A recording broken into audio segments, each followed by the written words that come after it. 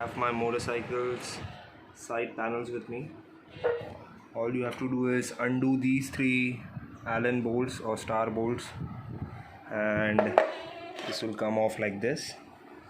Now my plan is to drill a few holes using this,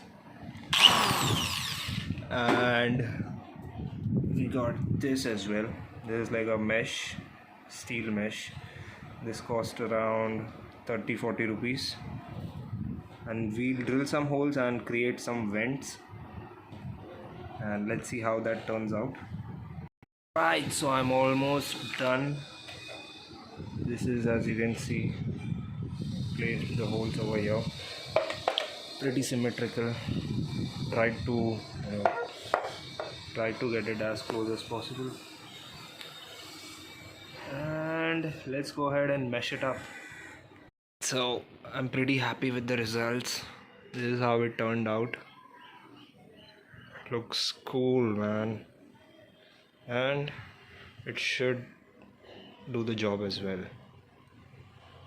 So what I've done is I have used some silicone to put it in place.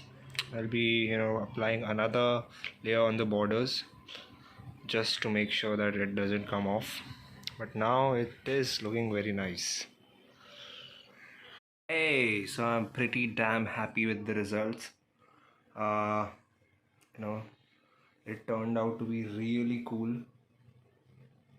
The placing and everything is almost identical, not 100%, but you can just live with it.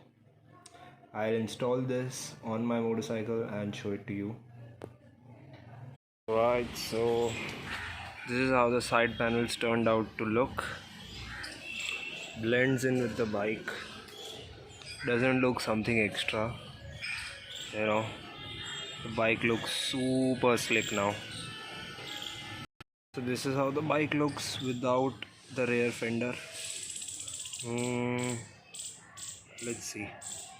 So we are done with the removal of the rear mudguard.